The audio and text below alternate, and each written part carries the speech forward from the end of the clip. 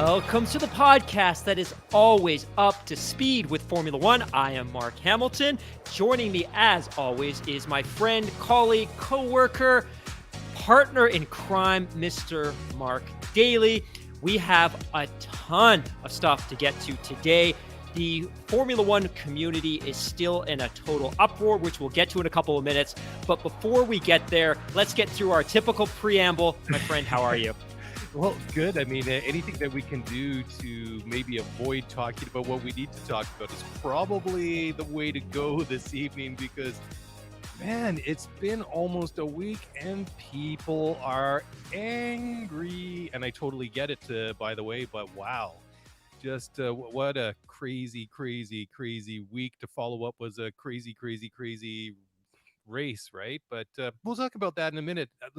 I'm excited for a different reason for once because we're in the off season, which is something I always kind of dreaded because I was like, how do I fill and create content for the next 2 months? But we got a lot of things covered, so I'm not worried about that. But what I am excited about is that it's tomorrow is going to be Friday, December 17th. It's my last day of work for a couple of weeks.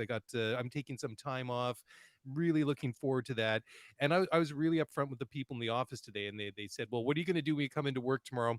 I'm just like, you know what? I got everything done that I needed to do to get out the door this week. So that's all taken care of. And they said, okay, well, what's on the schedule tomorrow? I said, well, to be quite honest, I'm just going to come in and I'm just going to surf the net all day and just socialize. I said basically what I do every time I'm in the office, but I'm just being upfront and honest about it this time. So, And anyone that knows you, by the way, knows that's pure nonsense. You are the hardest working guy in your industry. Oh gosh. I know, but it's funny. I've just I'm feeling it already. I'm feeling the holiday vibes, and I'm in a good mood. I'm in a good mood despite everything that's gone on in F1 over the past week or so. But yeah, and Oh. you're looking good yourself. You're looking rested, even though I know that your house because you're recording at a different place than usual, and I know that your little DIY project, your reno in the office downstairs isn't quite going to schedule. Let's just put it that way. No, it's not. I had wild ambitions about what I was going to create because I watch a lot of these.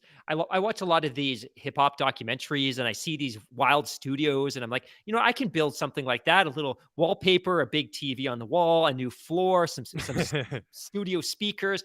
And within a week, I'm wildly over budget, and nothing has come in, and I don't know who's going to mount. I don't know who's going to put the wallpaper on the wall. It's a total disaster. So half the basement is in our living room right now, blocking the Christmas tree. And I'm Well, recording this sitting on the floor in my living room. So you know, thank goodness I have a new laptop. hopefully Exhibit is listening to this. He can come and pimp your basement. So, Yeah, well, we'll see. we'll We'll see what see about that. I happens. was a We big might have to Exhibit call in the fan. pros. We might have to call D- in whoever that is. We might have to call someone to rescue you.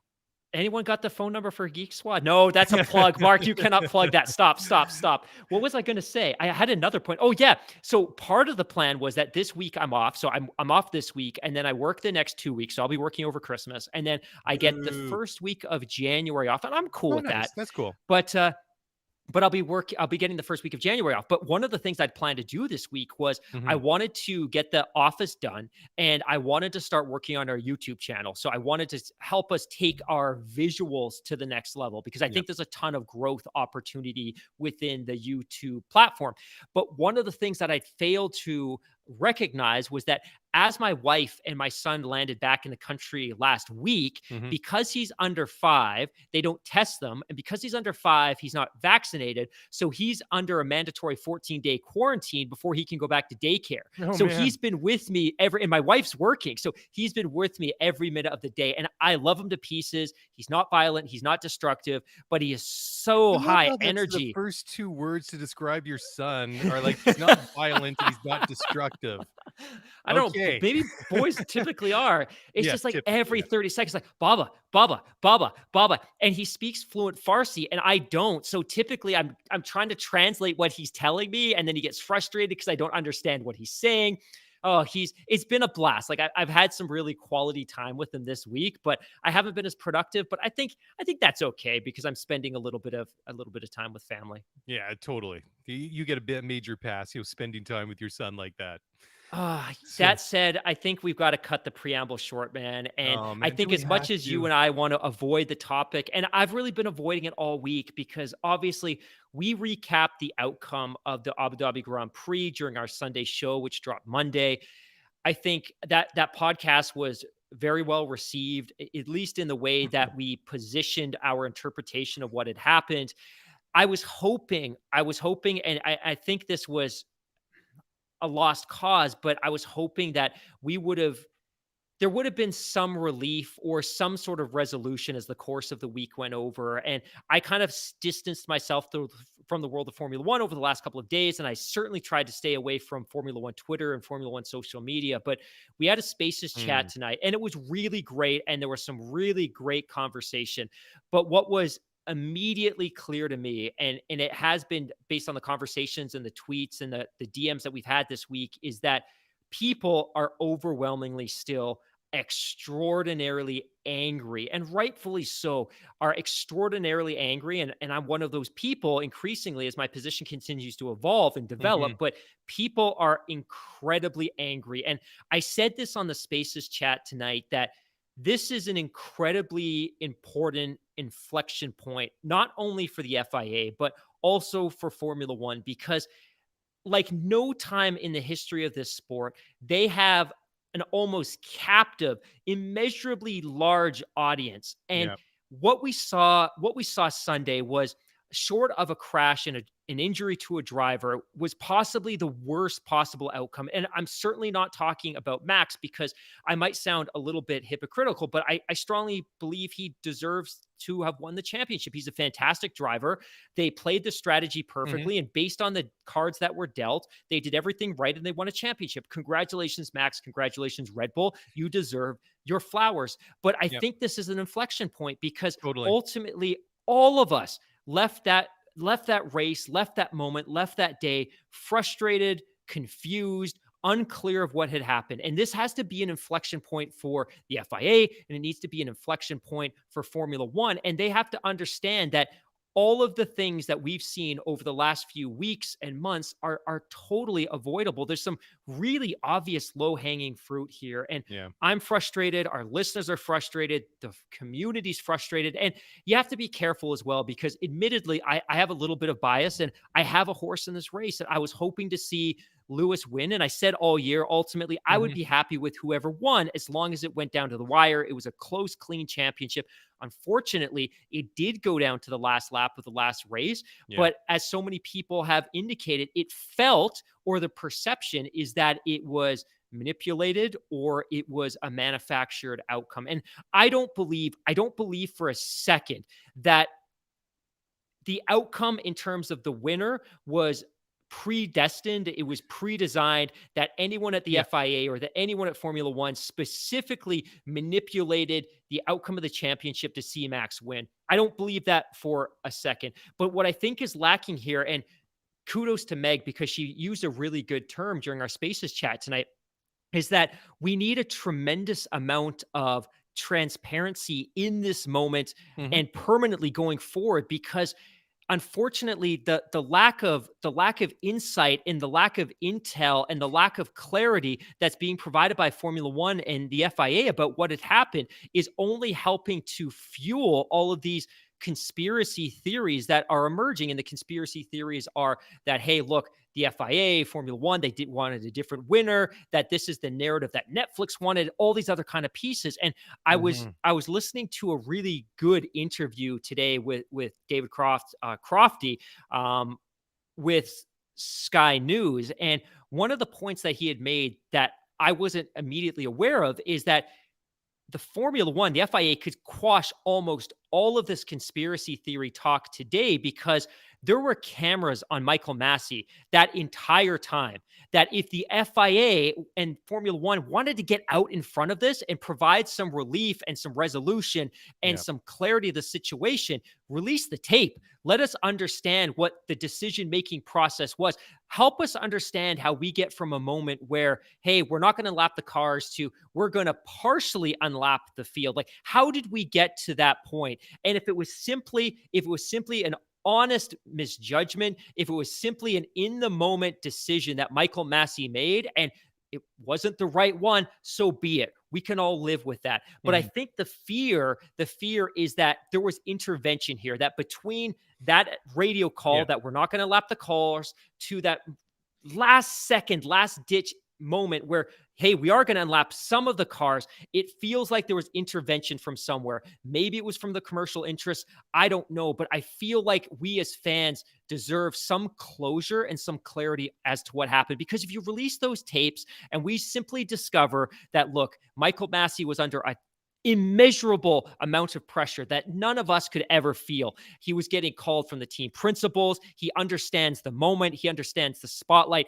And Yeah. this was simply his decision in the moment. All right. It was a human decision. It wasn't ideal. Let's review. Let's restructure. Let's regroup. Let's look at how we can avoid this happening again. But if there was some sort of commercial involvement or some sort of commercial intervention, then that's something else entirely. And that could possibly be much more damaging for the sport. And the last comment that I'll have, and I honestly didn't mean to start this podcast with a bit of a rant, but the last concept kind of comment that I'll have is, over the course of the last 72 to 96 hours, Mhm. Jean Todt has been absolutely AWOL. Like, Jean Todt, if you are the president of the FIA and you're a race director and the stewards and your entire organization is under fire in ways that it's never been under fire before, Yeah. where are you? How is the FIA not called an emergency press conference, sat down with every single credentialed and non-credentialed journalist that they can fit into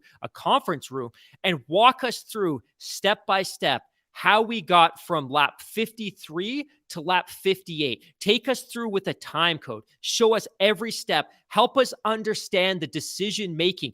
Step up and back your guys. Like, to me, the silence is deafening. And I know Mhm. Jean Todt has a foot out the door because reportedly he's on his way back to Ferrari. But this is terrible. And I honestly feel, and I know there's a lot of slander and hatred for Michael Massey, which I don't believe is earned. I certainly don't believe it's deserved. I certainly don't believe it's appropriate. But you know what? Step up for your guy. And you know what? If you don't Totally. necessarily agree, you know what? Let's admit that. Like, hey, look, you know what? He was under an immense amount of pressure. We're going to do some things to mitigate this from happening again. And here's what's going to happen. Something, anything. It's just if, and Meg said this in the chat as well tonight. F1 is facing a PR crisis that it hasn't experienced in decades. Anyways, my rant is over. I'm sorry. I did not mean to kick the podcast off with that, but I just No, kind of I mean, wanted to we get have that out to. before we get Yeah, into our few, we few have to. I mean, topics. before we even get to the news stories, I mean, I think it was summed up at best. I think it was Sunday night. I think it was on the BBC website, the BBC Sport. And forgive me if I mangle this a little bit, but I think the headline, the lead was something referring to Max was some deserving champion but with a questionable or one in a questionable way or something like that. And Yeah, I think that yeah. was the There best was way a to lot set. of that. I mangled that a little bit. I apologize. And well, first of all, before I talk, address some of the things that you say, the one thing that I think I saw this week that actually took away the anger and the frustration and actually made me really sad was seeing Nick Latifi apologize for going into the wall and creating this whole situation. I'm like, bro, you got nothing to apologize for. Agreed. a You hundred had a percent. moment. This is racing. Accidents happen. Nothing like that. You should not have to apologize or feel like you even have to say anything about it. You are like, I don't think anybody should be pointing a finger at you one way or another. Now, when it comes to this whole mess with this whole restart and things like that, I mean, I know that we've talked about this, almost ad nauseum, but I can't help but thinking that, much like yourself, I don't think that there was any underhandedness. I think that it is. And I mean, I'm not going to be an apologist for Michael Massey. He made the decision that he made. He's got to own that and he has to stand by it. It is what it is now, right? And I was thinking about, did they try to get like the storybook ending? Did they want the Hollywood finish, which they got? I mean, but it's probably more they got Texas Chainsaw Massacre or Friday the 13th rather than maybe, I don't know, what's a happy movie? Something with a happy ending. Maybe Frozen. I don't know. Gone with the Wind. Zootopia. There we go. Clifford. Zootopia. Clifford. Something that's got a happy, funny, bubbly ending. So they got Friday the 13th. That's what they got. But I mean, I struggle to think that there was intervention, like you say. I think that Michael was aware of the context, and like I said, once they, once Nikki went into the wall and the situation happened, somebody was going to come out on the short end of the stick. And I think that we walked through all the different scenarios. I think that if that car, or sorry, that race ended behind a yellow flag or a red flag just because they ran out of laps, sure, it would have been very anticlimactic, but I mean, Lewis was what, 12, 13, 14 seconds ahead of Max at that point. But I think what he was probably had in the back of his mind was the fact that Red Bull probably would have bitched and whined for the next 42 years that if they didn't get those lapped cars out of the way, that Max was not able to, challenge Lewis for the, that last couple of laps of racing.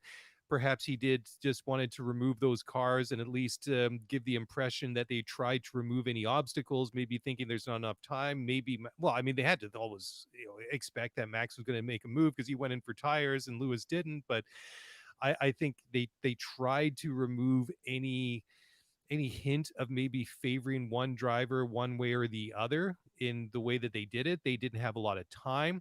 I think it was clumsy. And ultimately, the way that it worked out was the worst case scenario, because the guy that was the quickest, had the best car, was the best driver on the day, didn't end up winning that race. Which maybe if it's any other race out of the calendar, maybe it's, yeah, maybe you're angry and upset about it. But this one, there was a title on the line, and that's why people are so angry about it. I think they wanted the storybook ending. They didn't want to see it end behind the safety car. They didn't want to see it ended with a red flag. And perhaps it's a little bit greed, but when you have a guy that's responsible for all these different things, and these different parties external to, they're sitting up on the pit wall, have like the hotline to get up in his face, so to speak, and lobby and complain and basically vocalize their frustrations or what things are going on in real time. It's that's not right either. I mean, I hate to see that in other sports. I mean, you do see it from time to time. And I mean, that's the one nice thing to say in the NFL, right?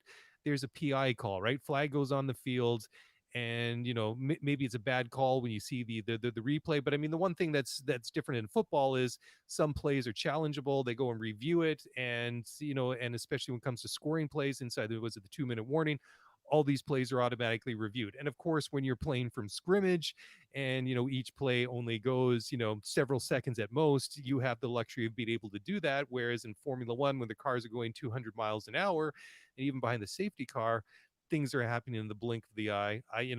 Again, maybe I'm just too nice. Maybe I'm not willing to go down the conspiratorial roadway, pathway, whatever you want to call it. I just think they bungled it. They wanted the storybook ending. They wanted to remove any sort of like bias, one way or the other, and they got the worst possible outcome in terms of the way that it could have worked out. I mean, obviously Max deserved to win a championship, but he didn't necessarily deserve to win it under those circumstances. And I would think that even your most diehard Verstappen fan, deep down, even if they don't want to admit it, are probably thinking that, yeah, Max got really lucky on this one, and perhaps this wasn't the one that he deserved to win right off. Well, he deserved to win it, but maybe Right. this was not the way that he should have won it. I don't want to say he didn't deserve it, because he did. I mean, he had a phenomenal season, and so did Lewis. I mean, maybe Martin Brundle has it right when he said they should share the championship. I mean, in an ideal world, but we don't live in that world, and one of them has to be the champion. So Lewis Right. fans, Team LH, I can understand their anger. I totally understand why people are upset. I understand why Lewis is upset. I understand why Toto's upset. I get it. I totally get it. To me, the best case scenario here is exactly what you described, which was Michael Massey and the FIA simply bungled the decision making about how they should proceed with recalling the safety car. That to me is the best case, that it was human error. There was an avalanche of pressure. The outcome wasn't ideal. The I think the question is, and I think what everyone wants to better understand is, why would Michael Massey have felt pressured to give us that storybook one lap ending to the race. That's not his job. That's not his role. His role is to officiate the race and to manage the safety of the sport. It's not his objective to create a one lap shootout at the end of the race. Mhm. And I think the question continues to remain, where did that pressure come from if it did? And that's why for me that David Croft interview earlier today was so, I don't want to say eye opening, was so ear opening, because he made such a great point about the fact Mhm. that, look, Michael Massey is being taped throughout this entire journey. Like, the tapes are out there. If nobody did intervene and inject themselves into the decision making process, simply release the tapes. Like, hey, you know Yeah. what? Again, let's have a press conference. Here's the tapes. Here's what's happened. This is what we were thinking. This is why the decisions were made. At least try to provide some clarity around the decision making.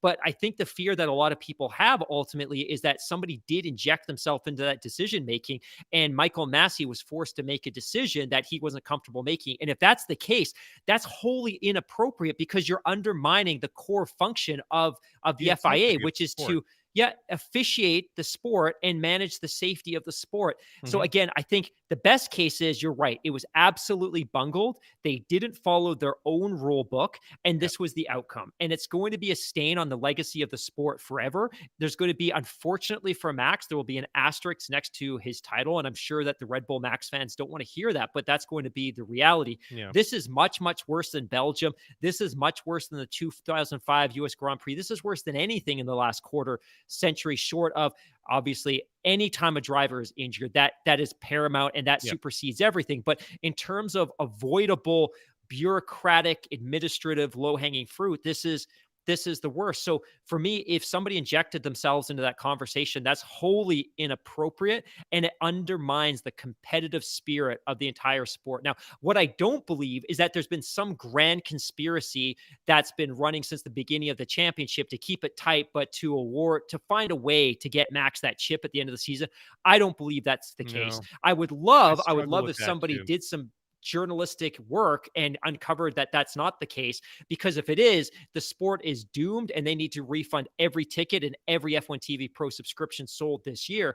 But I do sense that maybe somebody did inject themselves into that decision making process, and I'm just hoping that the FIA and Formula One can ultimately prove me wrong, because then at Mhm. least we can rest easy knowing, hey, it was a horrible outcome. They didn't follow their own rule book. It was a human error, and this is avoidable in the future. Just, it's unfortunate that it came down literally to the last lap of the last race in a championship deciding moment.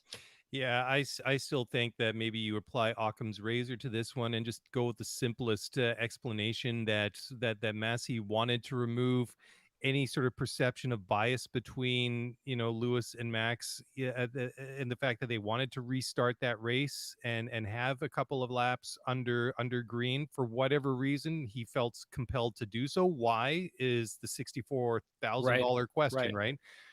But regardless, he felt that that they needed to win, or they had to finish this race racing under green rather than behind the safety car or red flagged.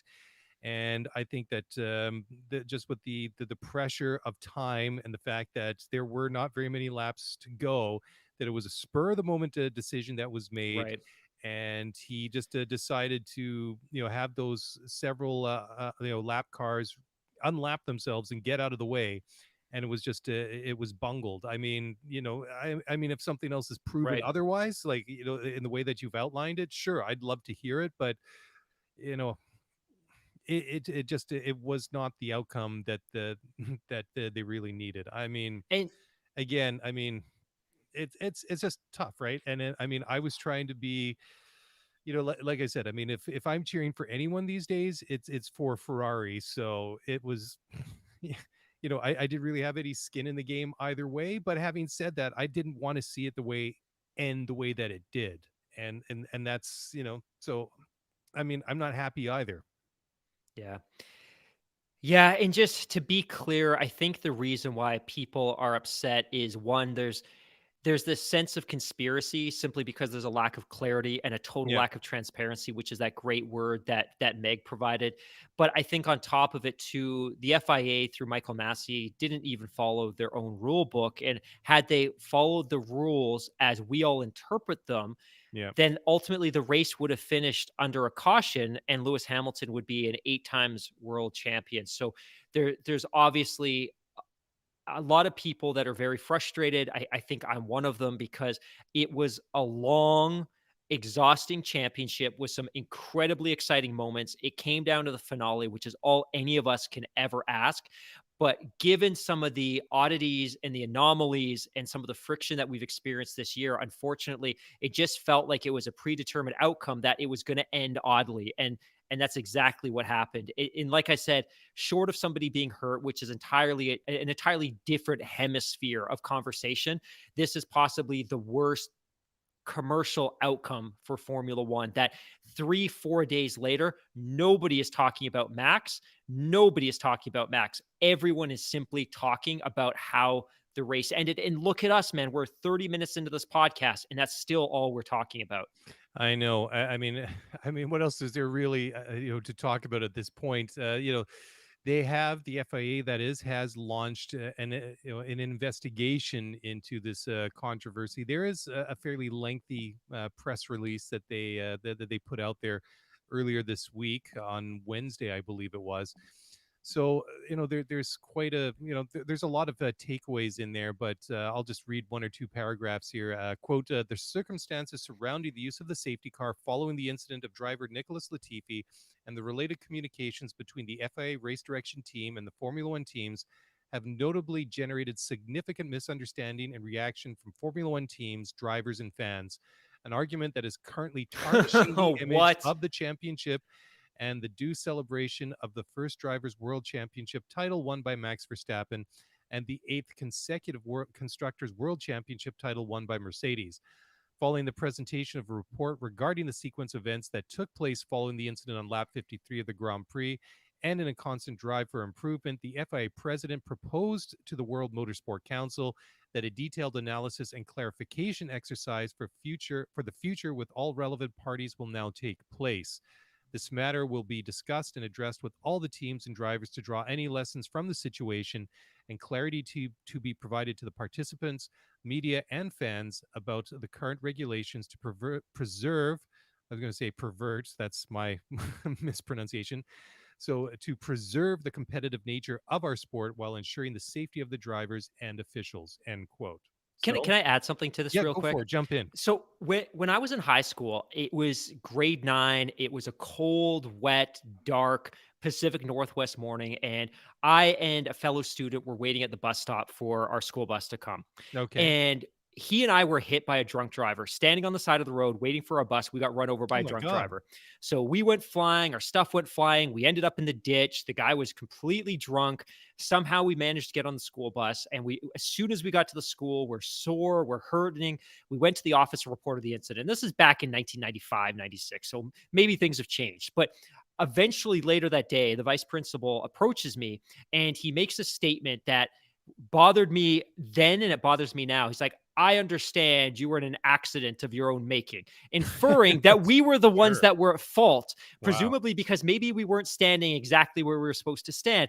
But this statement from the FIA takes zero responsibility Yeah. for what had happened on Sunday. Like you did a really great job of summarizing that, and you picked the perfect statement. And I quote again, have notably generated significant misunderstanding and reactions. So they're blaming misunderstanding and reactions from F1 teams, Mhm. drivers, and fans. So the FIA is saying that the misunderstanding and reactions are coming from the F1 teams, drivers, and fans. So, hey, you know what? The problem here is that you're misunderstanding what happened, even though we, Okay. the FIA Formula One, have done Shame nothing on to us. clarify, Shame but on us. shame on you. Yeah. And furthermore, this misunderstanding of the reactions have created an argument that is currently tarnishing the image of the championship. So you're at fault because you're misunderstanding the rules. And furthermore, your misunderstanding is creating an argument that's currently tarnishing the image of the championship. So absolutely zero accountability here. This is a nothing statement. This Well, is a Mark, PR just blitz. calm down here, my friend, because after they get done with their detailed and analysis and clarification exercise, all the untarnishing will be done and we'll all be happy and we'll all be Right. Of high-fiving each course. other. So all Of the course, I misunderstanding apologize. will be done after this clarification exercise. So maybe bottle up your rage. I mean, I'm being I know. I know. sarcastic and facetious, but I mean, like to say that that statement misses the mark is a bit of an understatement. Anyways, let's take a quick break here. We'll come Sounds good. back and why don't we talk about, well, what we've already been talking about for the past A 25, little 30 more. minutes. So we'll talk about a little bit more. Anyways, we'll be back in just a moment. So don't go away. We will be back after a short word from our sponsors.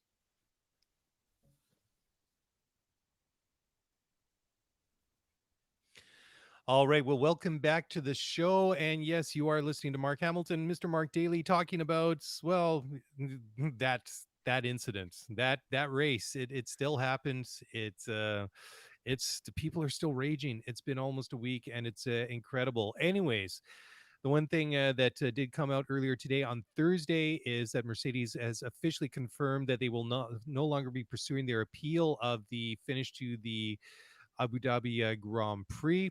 A team statement from Mercedes said, quote, "We left Abu Dhabi in disbelief of what we had just witnessed. Of course, it's part of the game to lose a race, but it's something different when you lose faith in racing. Together with Lewis, we have deliberated carefully how to respond to the events at the Formula One season finale. We've always been guided by our love for the sport, and we believe that every competition should be won on merit. In the race on Sunday, many felt, us included, that the way things unfolded was not right. The reason we protested the race result on Sunday was because the safety car regulations were applied in a new way that affected the race result after Lewis had been in a commanding lead and on course to win the world championship. We appealed with the interest of sporting fairness, and we have since been in a constructive dialogue with the FIA and Formula One to create clarity for the future so that all competitors know the rules under which they are racing and how they will be enforced." End quote. So there you go. Mercedes not really mincing any words. And also, what is interesting here is apparently Lewis himself intervened and basically, asked them to stop their appeal process. So interesting that that he did, but I guess what's really going to happen now at this point. I know they had that 96-hour period into which they could appeal or announce their intention to appeal, and then they could withdraw it. But what do you make of Lewis jumping in and saying, you know what, guys, maybe we should just let this one go? Yeah, completely expected. I don't think that Lewis wants to be associated with a title that's perhaps won in the courts. I don't think that's how he wants to see this championship played out. And I think that could be even more problematic for his legacy than not having won it at all. I think that would be dangerous for the sport and the team. And as much as you and I and all of us can make the argument that he was, with 5 laps left, the world championship, and if not for the way that the rules were interpreted or misinterpreted towards Hmm. the end of that Grand Prix, he would be an 8 times world champion. But I'll be very honest, if I was in his situation, and as we all know, that's never going to happen. I don't think I don't think that's the way that I would want to win a championship. And Yeah. there was a report, I think today or yesterday, from the Daily Mail that indicated that he made it very clear to Toto Wolff and the rest of the Mercedes leadership team that he wanted the appeal to be dropped. And earlier today, in a Zoom call that Tim Hauraney was a part of, and the clips of it are available online as well, Toto was very, very clear that he believed that they would be very successful if this did go to court. That said, of course, Hmm. initially it's an FIA court, and it's a very unique situation because it would be the FIA ruling on the FIA, and then ultimately you need to move beyond the FIA courts, and then it's a whole different world of legal Kangaroo complications and courts. logistics. Exactly, Yeah. exactly. So it doesn't Mm, surprise me that Lewis, being of absolutely pure class, mm. intervened to end the appeal. And I think we saw that on Sunday, that he was very cognizant of what the outcome was, which is Max won the Grand Prix based on the circumstances that had presented themselves to the Red Bull team. And Lewis was absolutely 100% pure class. And I know he parked his car up in Parc Ferme, and he was clearly processing the moment and Yeah. trying to understand what had happened, but he shook off whatever bitterness or unhappiness he had, and he was an absolute class act professional when he was on the podium and when he was being interviewed post race. And I think based on that, I would have been very surprised if he had supported the appeal process, because it would Mhm. have been in contradiction to the way that he had presented himself post race. So certainly not surprised at all. But yeah, like I said in that Zoom call earlier today, Toto was very clear that had they proceeded, he feels that they would have been successful. But I think it's very fortunate for Formula One, and I think it's very fortunate to the FIA that, at least from a Mercedes perspective, they're not pouring any more fuel on this controversy right now, that they've Mhm. accepted the outcome. And that statement that you were reading continues as well. To Max Verstappen and Red Bull Racing, we would like to express our sincere respect for your achievements this season.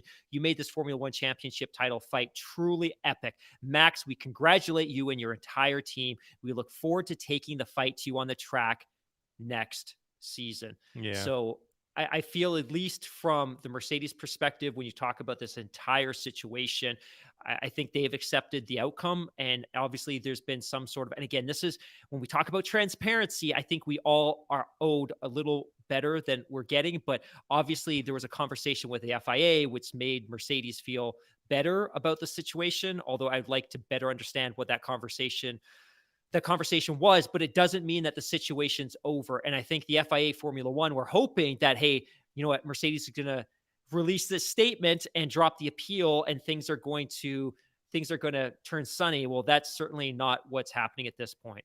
Well, you know that that something's really smells of rotten fish if that instead of this being dealt with properly, all of a sudden they delve into the secret vaults where they keep all the information from Area 51 and the Yep. JFK The assassination and the 29 Ferrari supercar power engine unit scandal. and And they driver contracts. yeah, driver contracts, and they throw out the results of that secret deal that they made with Ferrari a couple of years ago. And then, yeah, then uh, you know that something stinks. Anyways, another thing that Toto said was, quote, "I am not interested in having a conversation with Michael Massey. The decisions that have been taken in the last 4 minutes of this race have dropped Lewis Hamilton from a deserved world championship. His driving, particularly in the last four races, was faultless. He had a commanding lead on Sunday in Abu Dhabi from the get-go. He won the start and never gave the lead away again. Robbing him in the last lap of the race is unacceptable. That is why, from a personal standpoint, from a professional standpoint, I cannot. My values and my sense of integrity just isn't compatible with the decisions that have been made on Sunday. So it is up to the FIA to decide going forward how these decisions, how these situations can be avoided. End quote. So that's an interesting one. So I guess just based on that, he won't be getting a Christmas card from Toto either. Now, this next statement from Toto, I find a bit puzzling.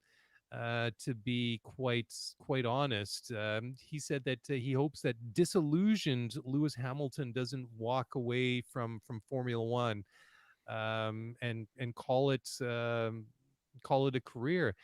So Toto basically said that he and Lewis are disillusioned with Formula One at the moment, which I mean we can completely yeah. understand. But he goes on to say, "quote I would very much hope that Lewis continues racing because he's the greatest driver of all times. He, when you look at it from the point of view of the last four races, he dominated them on Sunday. There wasn't even a doubt who won the race, and that was worthy of winning the championship." So we will be working through the events over the next weeks and months. And I think as a racer, his heart will say what I need to continue because he's at the peak of his game. But we will have to overcome the pain that was caused upon him on Sunday. Also, because he is a man with clear values, and it is difficult to understand that it happened. End quote. So this one I think is an interesting one. I couldn't see Lewis really being that angry to the point that he would walk away from Formula One for good. I mean, we know that he's got less years in front of him than he has behind him based at the age that he's at. But I mean, what we know for sure is he's still at the peak of his. I mean, he's at the pinnacle right now. I mean, he's in his prime, still driving as good as ever. But yeah, I thought it was kind of interesting that that one little quotable snippet about Lewis walking away, I think is an interesting one. But I just I can't see Lewis walking away now. No, I completely agree. I don't think that's the way that Lewis would want to wrap up his career. I think when Lewis goes, we'll all know it well in advance. I hope that I hope that we know when Lewis's last year is happening, because I think he deserves that ceremony at every single track over the course of the his final season. And I think we see this in the NBA. We saw this with Dwayne Wade. We saw this with Derek Jeter, that, hey, when this athlete's going to a ballpark or an arena for the last time, there's a video ceremony and they're honored. I think that's what Lewis ultimately deserves, is that in his final season, he deserves those types of recognition and those signs of respect throughout the globe. But I agree, I don't think that's the way he wants to end his career. That said, I think we've all been in a situation, and certainly none of us can relate to what Toto and Lewis have been through over the course of the last 96 hours. But I Hmm. think we've all been in a situation before where we lost something that was very important to us, and we go into a pit of despair. And when you're in the basement of that pit of despair, Hmm. everything seems hopeless and it seems lost. But over time and with work, you start to climb out of that pit of despair. And I think right now, Toto and Lewis are absolutely emotionally just drained. They're exhausted.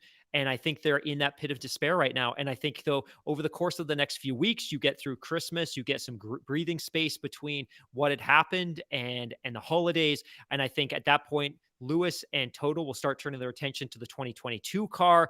Their focus will change, their drive will return, the hunger will come back. But I Yeah, think right now, neither of them are looking to leave the sport. Absolutely not Lewis. That's not the way he's going to end his tenure in the sport. He's a 7 times world championship. Maybe he never has a shot at another chip, but ultimately that's not the way he wants to go out. He wants to go out on his own terms, and he for sure. deserves that year of recognition and accolades and respect.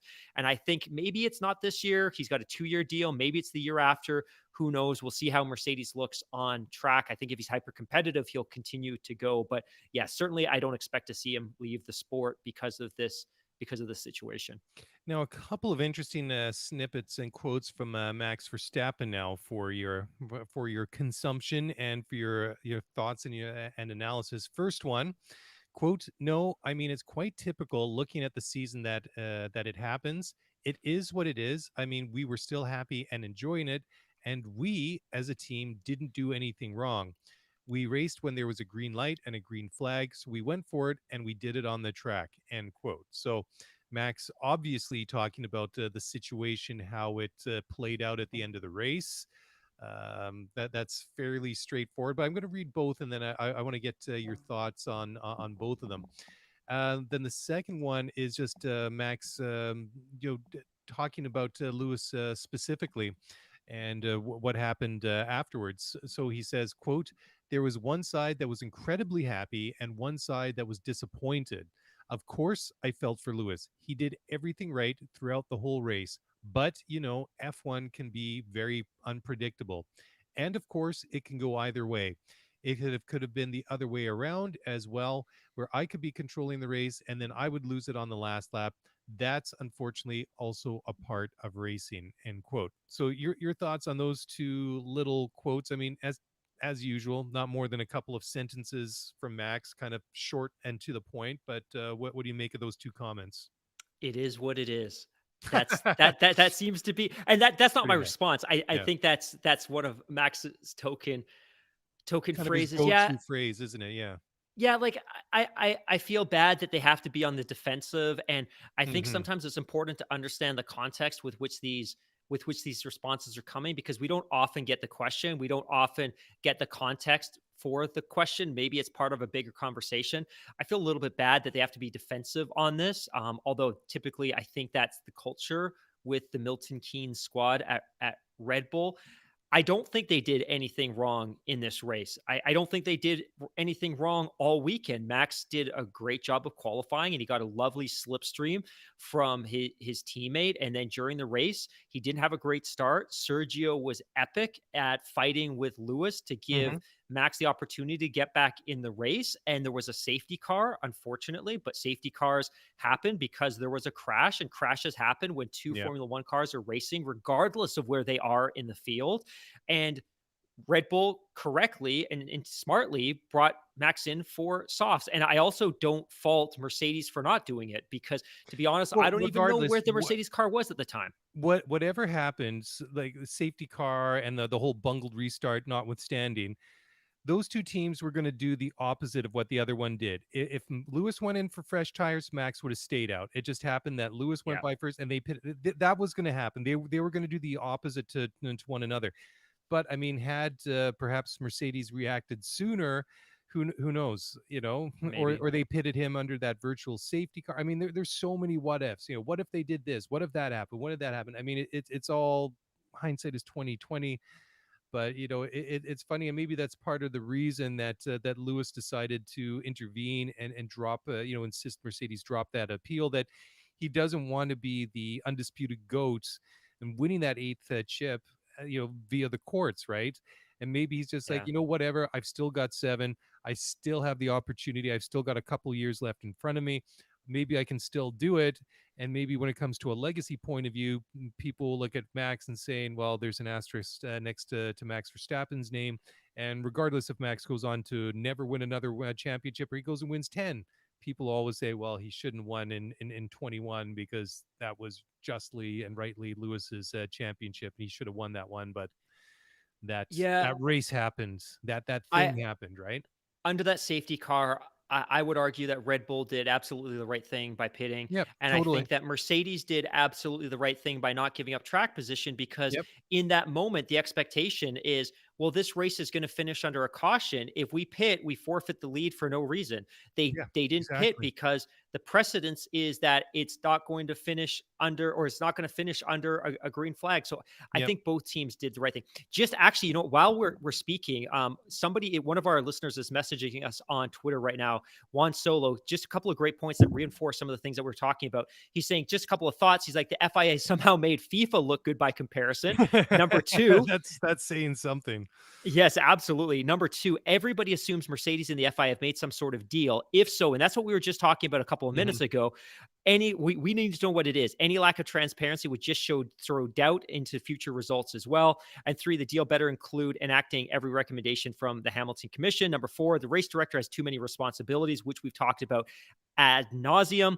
And then Mhm. number five, the rules are the rules. And then number six, F1 owes their fans a detailed, thorough, easily understood explanation. So it's funny because he says all of these things, and these are largely points that we've been making throughout this podcast, that Yep. we're owed a detailed response. You can't criticize us for creating a negative situation based on our misunderstanding of the rules if you can't provide us a clear understanding of what those rules are and how they were interpreted by the FIA on race day itself.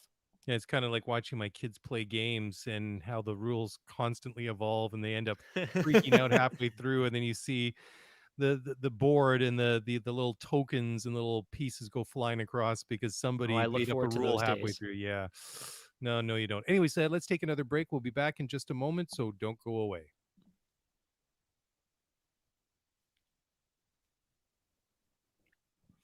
All right. Well, welcome back to the show. We're still breaking down the mayhem and the chaos and everything that's unfolded since last weekend's Abu Dhabi Grand Prix.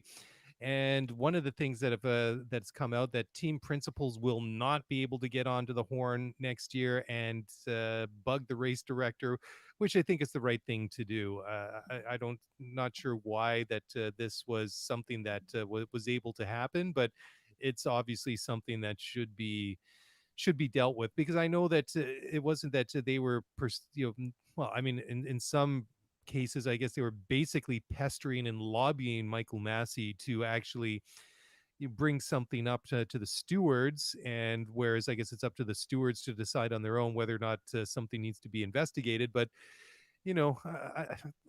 why? It's just this whole lobbying and whining and stuff like that. I mean, it was interesting to listen to, like on the race radio, some of the stuff that they would actually release and put out onto the TV feed. But most of the time when I heard these things, especially when that became more of a thing in the last, say, quarter or third of the season, I was always astounded. It's just like, well, number one, this is amazing that they're actually airing this for public consumption. But number two, I'm amazed that these people actually have a direct line into the race director as it is. I mean, seems a bit bizarre to me, but I'm Yeah, I glad that this completely loophole agree. is closed for 22.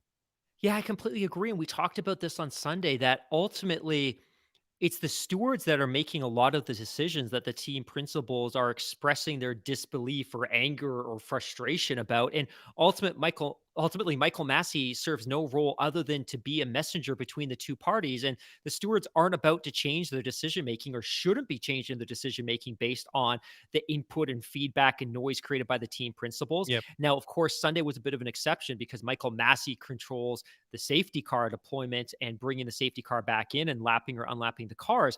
But you're absolutely right. As much as it was enthralling from a public consumption perspective, it seemed wholly inappropriate.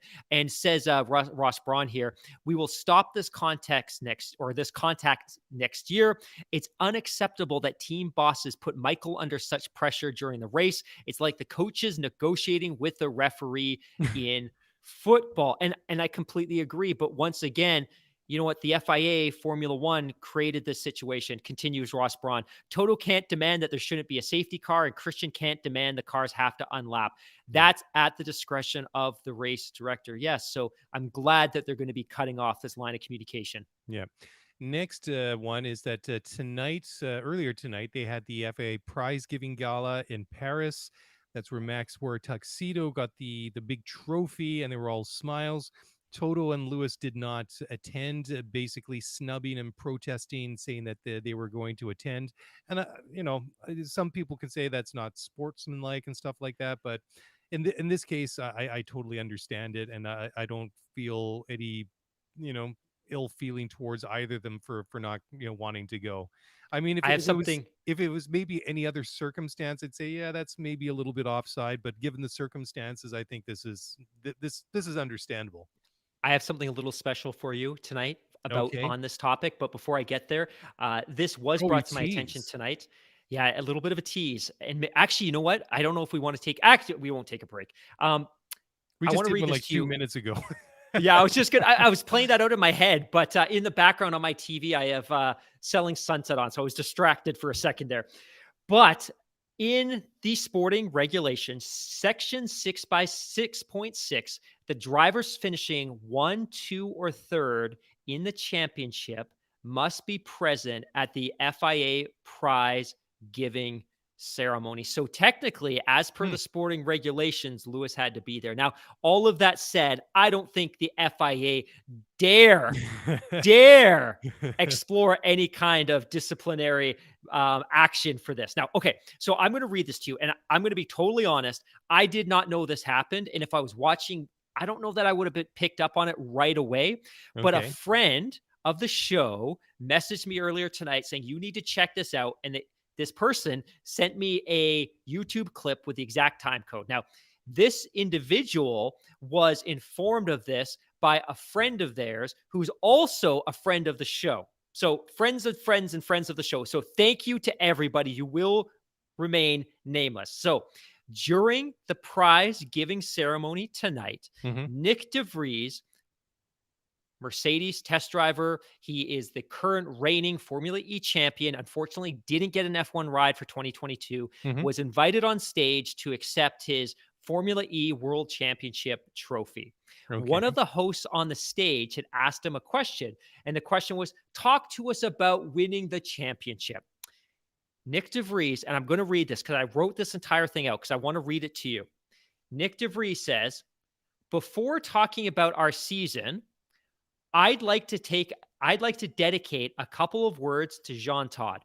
And he says this while beaming, like just beaming, grinning ear to ear under the cameras on the stage in front of a packed house. Okay. Before talking about our season, I'd like to dedicate a couple of words to Jean Todt, who has been our president over the past 12 years. Jean, you might not remember, but 10 years ago, we actually met here in Paris. I felt intimidated. I felt scared. You asked me a math question, which I wasn't able to reply. You Okay. also told me I would never take a driver like that. I felt bad. I chose to work hard, and luckily, I found a great team in Mercedes that welcomed me despite my lack of math skills. Hmm. And I'm here tonight representing a great brand. And thank you very much for that, in brackets, Jean Todt. So Hmm. I My interpretation of this is very, very specific, but I like your interpretation. Knowing the circumstances, knowing that Jean Todt is the president of the FIA, knowing that Nick DeVries is at the prize giving ceremony, but of course, Toto's not, Lewis is not. How do you read what I just said?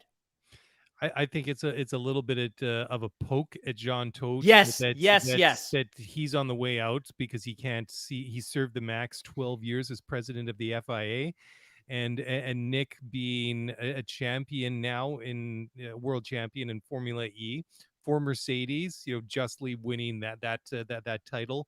And basically, I think he's kind of flipping him the bird, saying, "Well, here I am, driving for a great manufacturer, Mercedes, being a world champion, and it was because of what you said to me."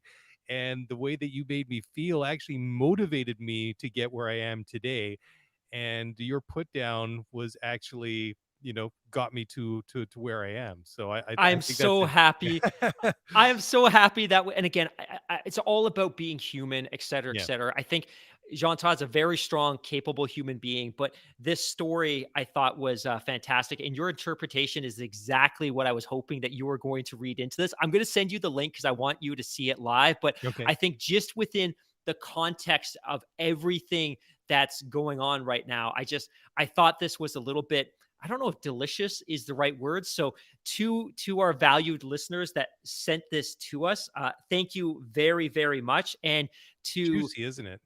yeah, and to Lily Herman, who is obviously the publisher of the Engine Failure newsletter, who I strongly recommend everybody reach out to and subscribe to. I'm hoping for at least a 700-word breakdown of your interpretation of this speech. That would be much, much, much appreciated. But yeah, I thought it was very interesting, and I think if I was watching casually in the background, I maybe wouldn't have picked up on it. But to me, it was very much like you said, one of those moments that, hey, look, you know what? Because of what you said, I worked harder and harder, and I found a great team that accepted me and loved me and embraced me, even though I wasn't great at mass. And now look at me. I'm a world champion standing here on stage representing the Mercedes brand. Yeah, yeah. All right. Well, I just want to give a couple of shout outs to Rocky and Pratik Bhargwaj in the live chat. Lots of good conversation going on over on YouTube. So thanks for joining in, guys. Now, next one. This is interesting. And if I was Max, I think I would have walked back on this one, but this isn't really a surprise. He said several weeks ago that if he won the championship this year, he would rock the number one next year and kind of revive that tradition in Formula One, because the world champion always had number one on their car. So Max said that he's actually going to do that.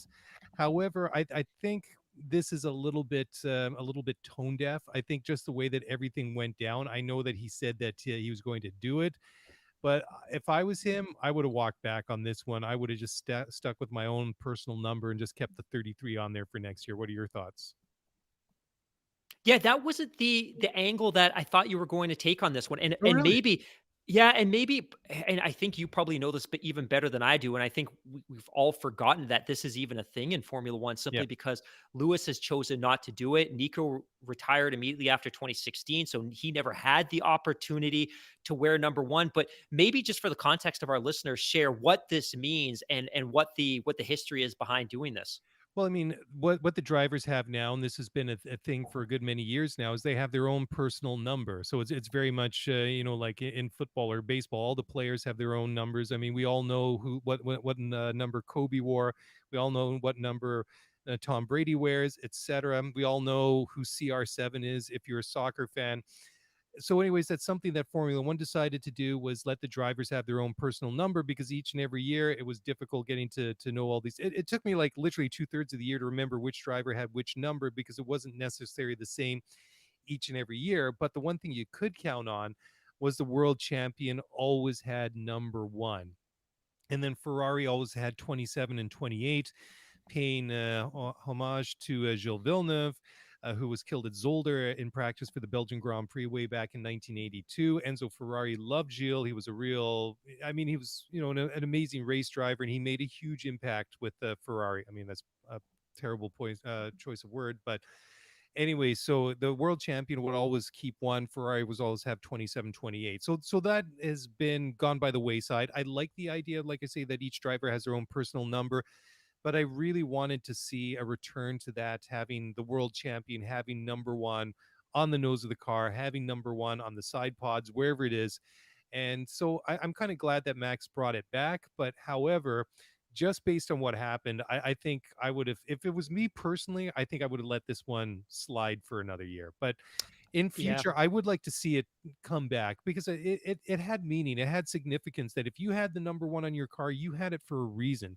And it wasn't just because, hey, I like the number 44 if you're Lewis, or 33 if you're Max, or whatever. I mean, that's cool, especially when you see how these guys use the numbers into their sort of own personal brand and stuff like that. But number one was always special, and it meant something. It was significant because you were the best the previous year.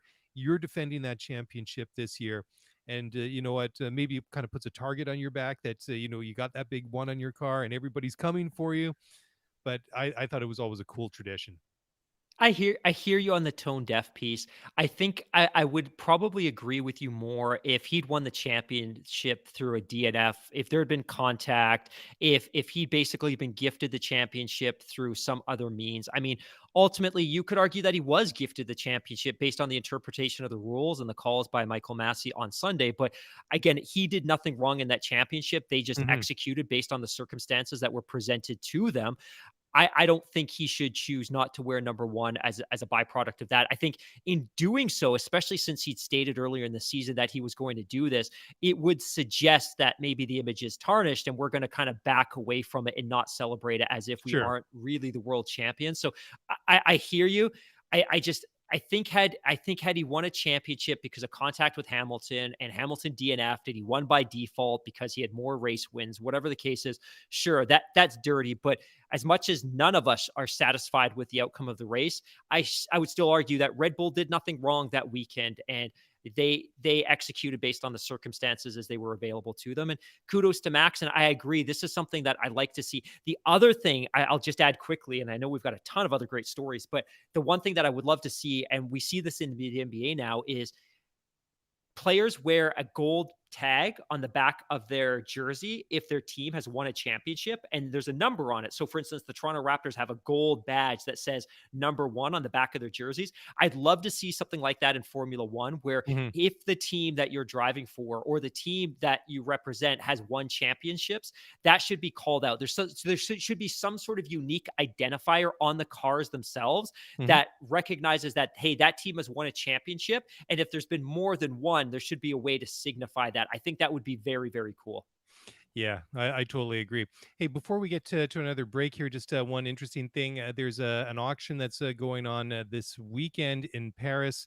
A couple of notable cars that are going on the block is Fernando Alonso's 2004 Renault R24. And before that is Max Verstappen's work car, which is a Honda Civic Type R. And Max's car is starting with a bid of 33,333 euros. And all the proceeds will be going to the Wings for Life charity, which was co founded by Red Bull co founder Dietrich Maeschitz. So there you go. That's kind of a cool one. Anyways, time for another break. We're going to have to start getting through this stuff here. I think we're really halfway through the topics we Oh, wanted to, man. 60 minutes into this thing. Anyways, time for a quick break. We'll be back in just a moment. So don't go away.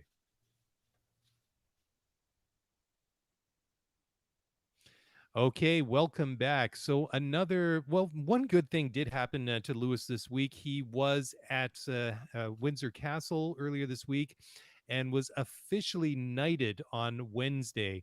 He was awarded the knighthood earlier this year in the Queen's New Year's honors at the end of last year, making him Sir Lewis Hamilton. But he was not formally knighted until Wednesday of this week by Prince Charles, the Prince of Wales, and that is actually very, very cool. So there's some pictures that you can see online with Lewis and down on one knee, and Prince Charles with the ceremonial sword, and probably say "Arise, Sir Lewis." I think that's kind of a very, very cool picture. So congratulations to Lewis on that. And where should we go now? Okay, Engines, engines, engines, engines, for engines. sure, for sure. So long talked about, long rumored about, but Formula One has finally agreed to ditch the MGUH as part of the new engine rules. and this will be dropped from all the power units starting in 26. This is something that we've been speculating and talking about for a good number of weeks, if not months, on this show. And this is a very, very complex piece of technology. And this was basically the whole drive behind this discussion was that the current teams were willing to let this one go, being it's such a difficult piece of technology to master, to make it a little bit more attractive to a new entry into the sport, which has been heavily rumored and speculated that it's going to be Audi or Porsche or something from under the VW banner, them, Volkswagen being the parent company. But it would make it more feasible and less challenging and expensive for a new entrant to design and build a new engine without that MGUH in it. Mark, what's your take on this? Good news, bad news, or meh? I think, well, I don't think it's met. I think it's very, very, very important, but I think it was something that we all understood was going to happen. And I think, even to be totally honest, I think even if Formula One wasn't on the cusp of recruiting and signing on a new engine supplier or new OEM, we don't necessarily know what Volkswagen's role is going to be within the sport if they do join. But I think there was a very high probability that the MGUH was going to disappear. And just as a recap for listeners at home, and I'll make this very quickly. Please don't roll your eyes, but the hybrid powertrain that Formula One cars use today is incredibly complex, and really, there's two separate. I should say competing, but there's two separate complementary electrification systems or hybrid systems at play within the system. One, you have the MGUK, and MGUK effectively captures kinetic injury or kinetic energy from the braking system. So when brakes are applied, they create a tremendous amount of heat, especially in a Formula One car. Formula One cars have a system called the MGUK, captures that energy, puts it into a battery store. The other system is an MGUH. And unlike the MGUK, which has practical real world uses in road cars, the MGUH is incredibly complex. And I'm quoting here from flowracers.com. The MGUH uses waste heat energy, technically kinetic energy, from the exhaust gases to spin the compressor of the turbocharger and eliminate turbo lag. So it's an incredibly complex piece of technology that has a very specific use in internal combustion engines. And ultimately, MGUK systems can have an application in any type of Mhm. motor car. The MGUH is specific to internal combustion engines that have a turbocharger. So the fear has always been that, one, it's very expensive, and any new entry to Formula One that is developing a new power unit from the ground up, it will take them years to get to the level of MGUH sophistication that any other team has. And that would be a hindrance or a barrier to entry for a new team joining the sport. So by ditching it, the hope is that the Volkswagen Group is going to sign on. And in 2026, when we get the new power unit formula, which is probably going to be pretty similar to this one, minus this component, it'll still probably be a 1.6 liter V6, but the MGUK components will be beefed up considerably. This is good news. And I think we're all sitting on a razor's edge waiting for Mhm. news about when or if Volkswagen's going to join. And when they do announce that, what is the capacity with which they join the sport? Do they buy a team? Do they simply provide power units to an existing team? We don't know, but that's going to be something really exciting to talk about throughout the offseason. Wasn't that meeting that they were going to have with their board? Wasn't it supposed to be about this time of the month? Wasn't it sort of Yeah. like early to mid December? Nothing's leaked out yet, which I find fascinating. So, who knows if there will be news on that anytime soon? Now, some other news is Charles Leclerc has tested positive for COVID-19 for the second time in 2021. He had contracted the virus back in January of this year after coming into close contact with somebody who was sick with COVID. Anyways, he is apparently fine and is self isolating at home with some mild symptoms. So that's a bit of a surprise, but expect the unexpected when it comes to COVID. Now, sticking with Ferrari, this one I like. This is a rumor I like. Carlos Sainz apparently could be up for an extension with Ferrari. Okay, maybe we weren't talking a lot about Carlos Sainz this year, but I think quietly, I think he had a very good season for the Scuderia. I think that obviously they weren't going to be in a position to be challenging for races and for wins and everything, but I think he did a very, very solid job for a team that is obviously faced with a ton of scrutiny and a lot of pressure to be a Ferrari driver. And I think that they have a very solid pairing in Carlos Sainz and Charles Leclerc. And I think giving Carlos a new deal or extending his current deal would be a win-win situation for both him and for the team. Yeah, I completely agree. I don't have a lot to add on this other than the fact that I think we've all really enjoyed watching the Carlos Sainz journey. I still feel awful not knowing that he'd scored a podium until he literally stepped onto the podium in Abu Dhabi. And I am strongly of the mind that he will be competing for not podiums, but for race wins Hmm. alongside Charles Leclerc. And I think obviously the dynamic between the two of them has been positive this year.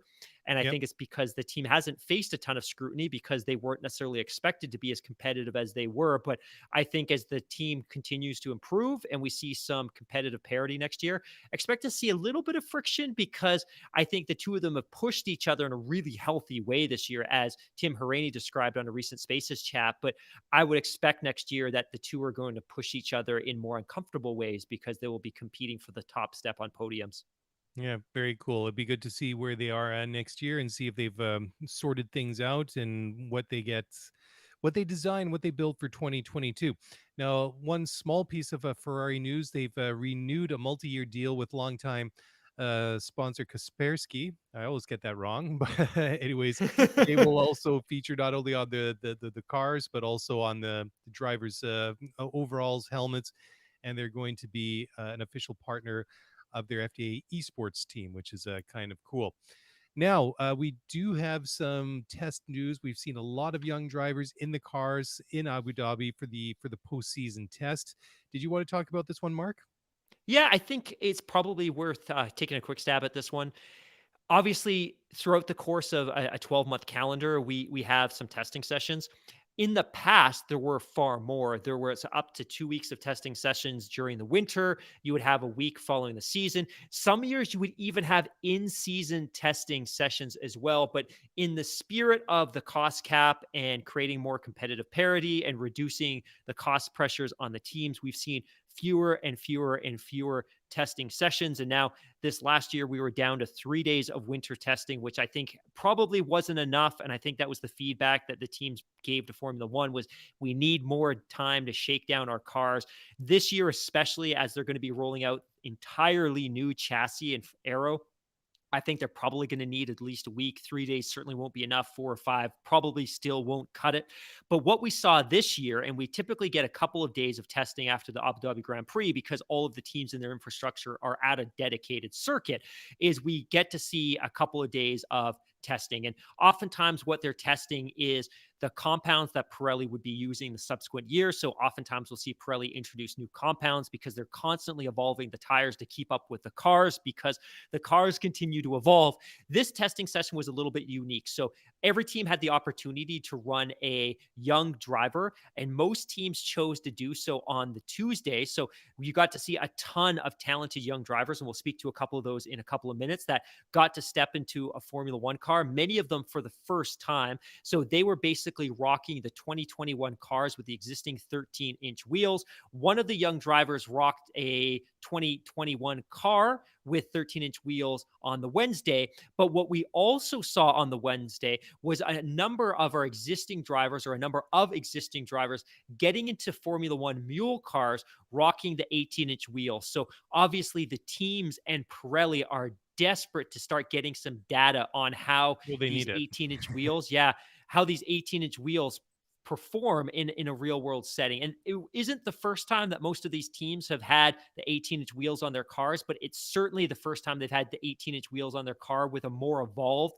version of the tire compounds that Pirelli are going to be bringing next year. So we got to see a couple of young drivers, which I'll let you speak to, but ultimately the sessions were largely a success. I think one of the young drivers for Red Bull unfortunately hit a wall. But obviously, anytime we start to see some young drivers in the cars, it's exciting. And we got to see not only the Formula 2 champion stepping into a Formula 1 car, but we got to see some IndyCar drivers step into a Formula 1 cockpit. Well, we saw Nick DeFries, we saw Pato Award, we saw Oscar Piastri. I mean, we saw so many guys out there. Robert Schwartzman set some very impressive times for Haas.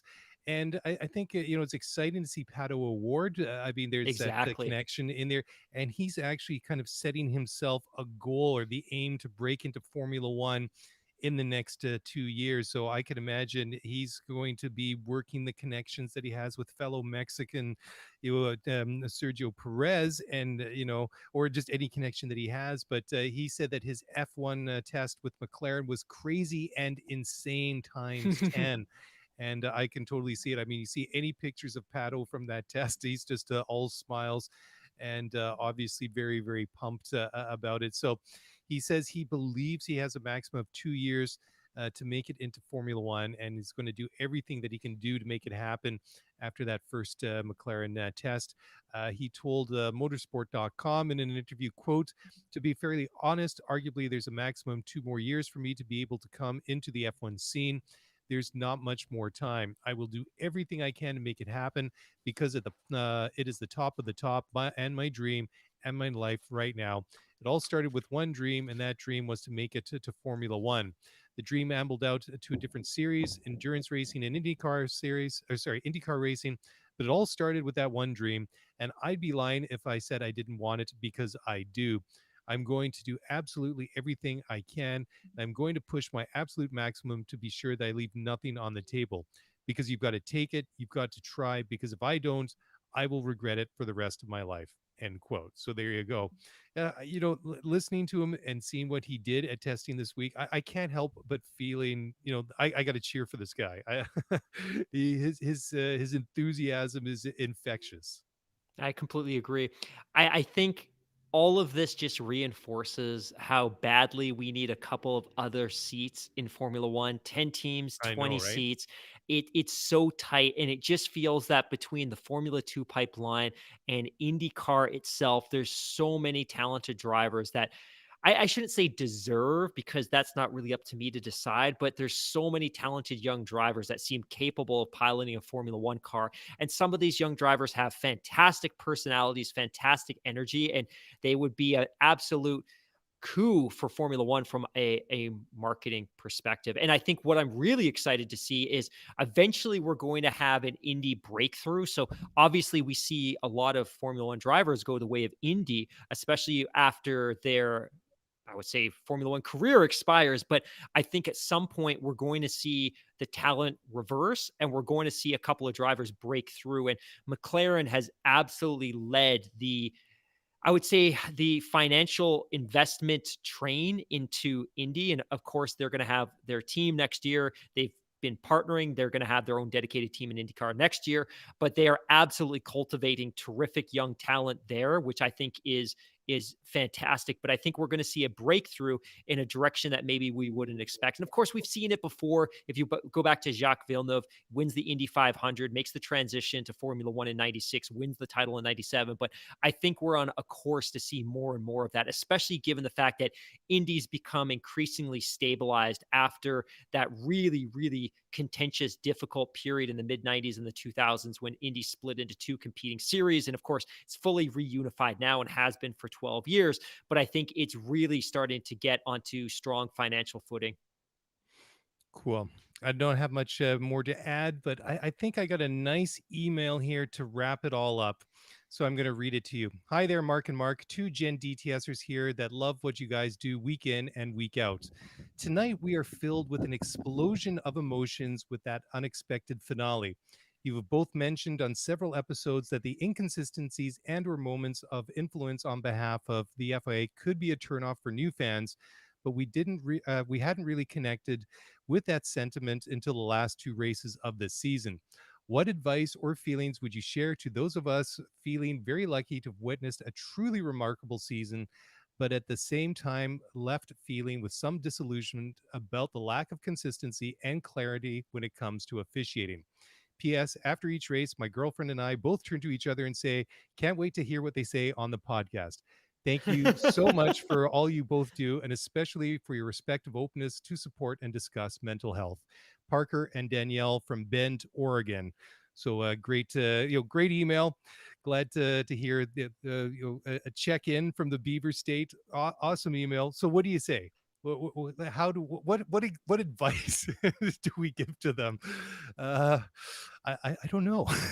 Well, first of all, well, I'm going to buy you a little bit of time to Okay, thank you. compose Because yourself and articulate in your head a response. So, yeah, I to don't know if I both can of do you, that right now. Parker Daniel, thank you so much for all the support. Your incredibly kind words mean so much to all of us.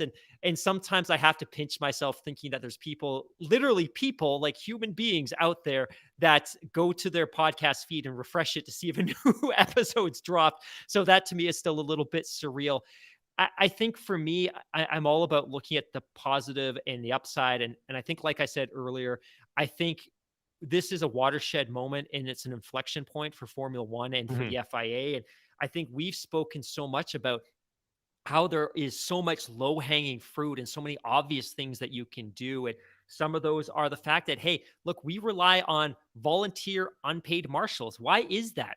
Why can't we recruit and pay and compensate people to do that role? That's a very challenging role. And likewise, we go into every Grand Prix weekend with multiple volunteer stewards. We're talking about the people that are officiating a multi-billion dollar sport, and maybe they're great, but the fact that they're different every Grand Prix weekend just kind of fuels this inconsistency, because even if they're great and they know motorsport and they have a motorsport background, they're different every single race weekend. Why don't we have 4, 8, or 12 dedicated, full time, heavily compensated stewards that travel the world so we get some consistency to the approach when it comes to officiating? And why does Michael Massey have to do 118 jobs? Why does he have to manage safety in real time and competitive officiating in real time? Why can't he have two people that report to him, one that owns each of those buckets?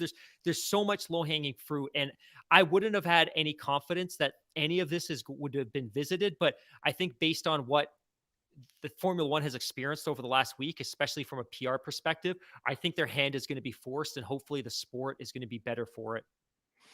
Yeah, the I don't know what to really else other to say. I mean, how am I going to deal with it? Let's just say that there's probably going to be a pint of Cherry Garcia, or something else from Ben and Jerry's, or something, something from the freezer aisle in the form of emotional eating. And it's just I don't know what to say or to do at this time, because it's yeah, it's just I mean, obviously, as we said off the top of the show, there's obviously a lot of anger there, which you can understand. And I mean, even the best of us that maybe weren't talking from like really pulling for either one of them, like myself. Even I feel really cheated and left down or let down by this finale to a super exciting and memorable season.